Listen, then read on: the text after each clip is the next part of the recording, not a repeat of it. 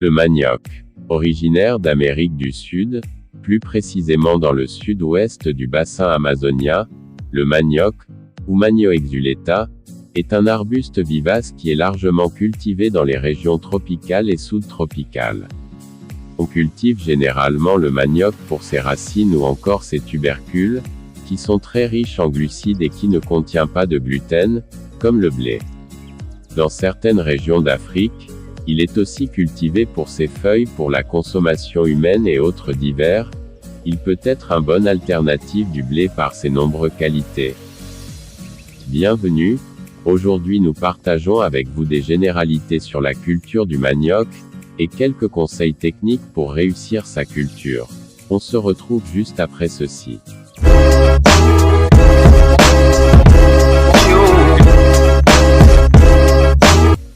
Bienvenue sur Yen Agro Plus, ici nous parlons d'agriculture, d'élevage, de business, et des meilleures formations pour vous aider à réussir vos projets agricoles.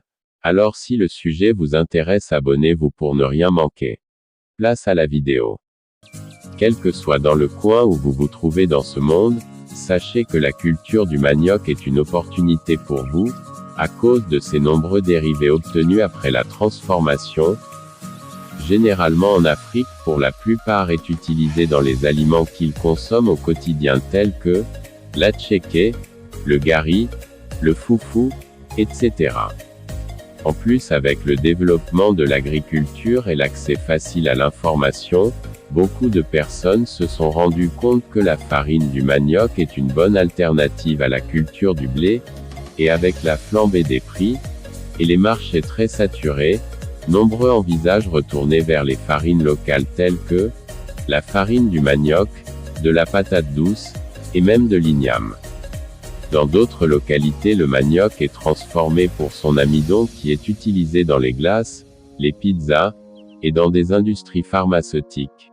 C'est vraiment une culture d'opportunité avec ses multitudes dérivés qu'il contient à la transformation. Il a été découvert qu'il peut être transformé en carburant pour l'usage des automobiles. Pour pouvoir mettre en place un champ de manioc, vous devez d'abord préparer et labourer le sol. Le labour peut se faire manuellement ou avec un tracteur.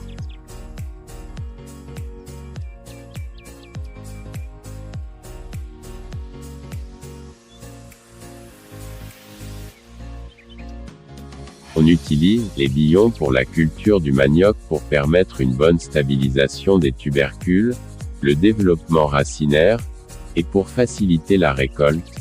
Il est important d'utiliser les billons pour la culture du manioc pour éviter que les tubercules se cassent lors de la récolte, et peut être nuisible pour le sol après pourriture. Lors du labour, vous pouvez épandre des fertilisants comme les fientes d'animaux. Après le labour, vient l'étape de la semis. Pour cela, vous devez disposer des tiges de manioc comme semences, que vous découperiez dans des distances de 20 à 30 cm de longueur. Après la coupe, vous pouvez opter pour un des deux choix de semis, planter directement les tiges le même jour en les désinfectant, ou en les faisant germer dans l'eau pendant quelques jours.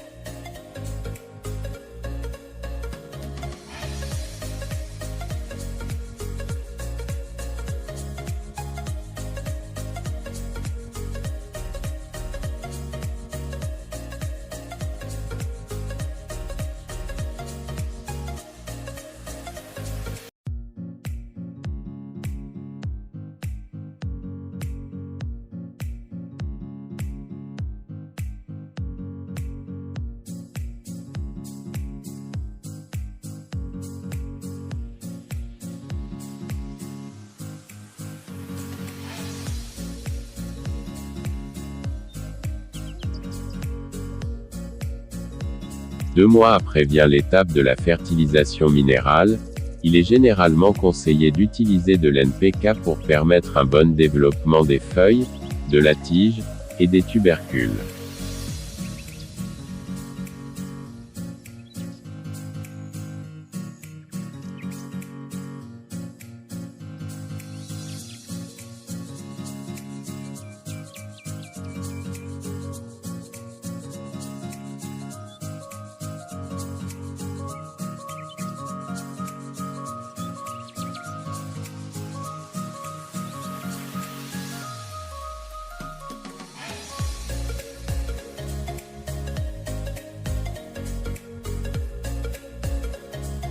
8 mois après, votre manioc est enfin prêt, et ainsi vient l'étape de la récolte. La récolte du manioc peut se faire manuellement, ou avec des machines de récolte adaptées à la culture.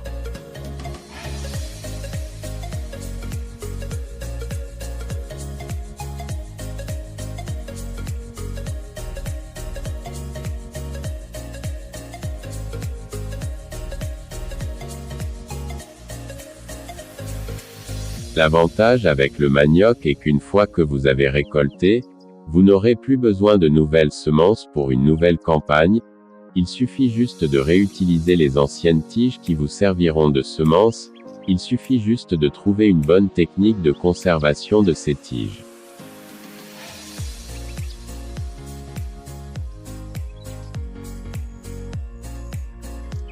La culture du manioc peut être une bonne affaire pour celui qui veut se lancer dans l'agriculture avec peu de moyens. Que pensez-vous ?